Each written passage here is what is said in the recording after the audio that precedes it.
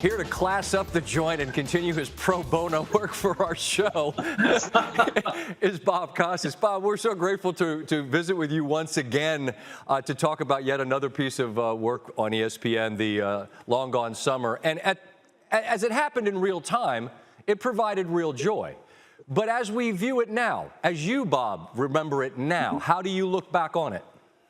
Well, I know that the performances of McGwire and Sosa that season and in other seasons, Sammy topped 63 different times in the sport where records like that matter the most. We know that those records and some of those performances are inauthentic. But do I discount all that good feeling? No. I think what the producers of this 30 for 30 aimed for was to be evocative, to evoke what it felt like in that summer of '98 in St. Louis and in Chicago. And to that extent, I think they were very successful. They knew as they put it together what they had gotten from Mark, who still believes that all he needed PEDs for was to get on the field. And he could have done it if he had remained healthy, could have done it anyway without any performance enhancement. But they call them performance enhancers for a reason.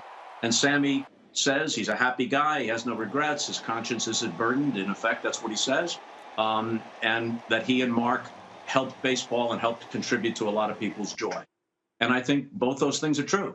The performances are inauthentic, but they were both significant personalities, significant parts of baseball history.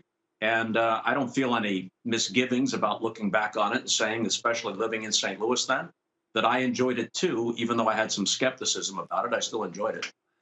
If you see a movie, there's a term called suspension of disbelief, which says, that's right. Okay, if there's an alien that takes up residence in a kid's closet, he fashions a phone out of some toys he finds, he calls outer space, he goes home, you'll love it, E.T.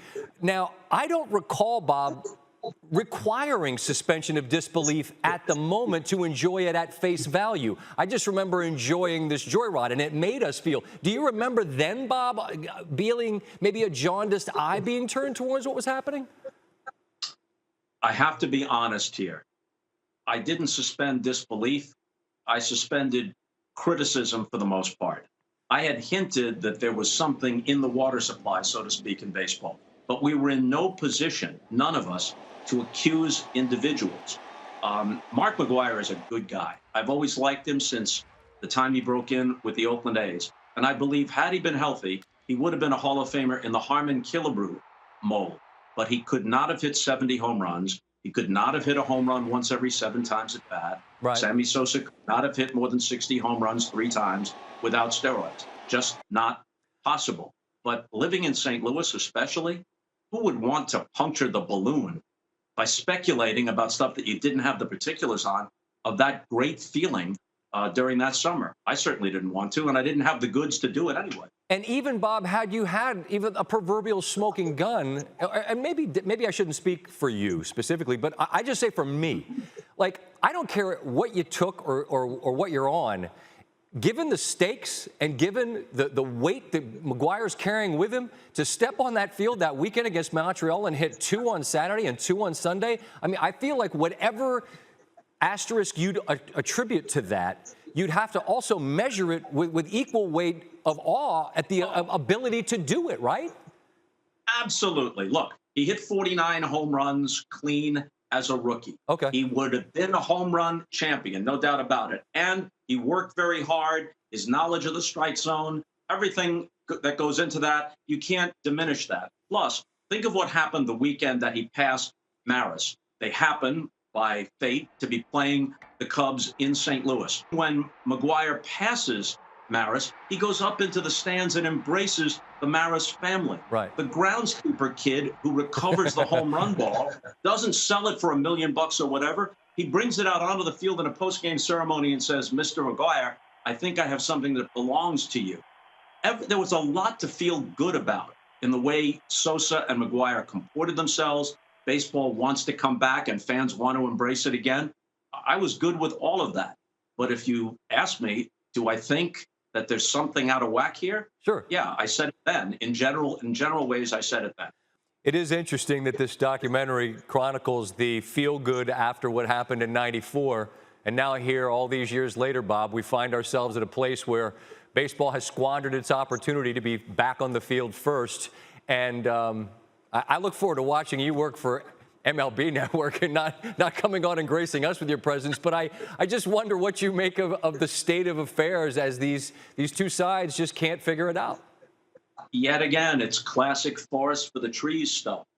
You can win certain points at the bargaining table, but they're Pyrrhic victories if the industry itself, leave all the romance of baseball aside, it's a business too.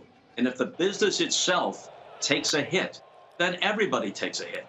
If the business thrives and they understand their mutual interest, then everybody thrives. And in this situation, small victories at the bargaining table could lead to the kind of resentment. It's already there. They can't eliminate all the resentment that's already built up. They can only add to it. That resentment is going to be more consequential in terms of baseball's business going forward than whatever they decide to do at the negotiating table and whoever wins point A, B, or C. We certainly hope we have the opportunity to see you document things which have not yet happened. But in the meantime, we are very pleased to reminisce with you once again. Your kitchen's lovely. If we call on you again, we'll take even further inventory of what you've got there. But you've been kind to grace us again, Bob. Why? Thank you, Scott. I can grab a cup of Joe very easily from this studio. Well, at least you're comfortable. Thank you, sir. Thanks for watching ESPN on YouTube. For live streaming sports and premium content, subscribe to ESPN+.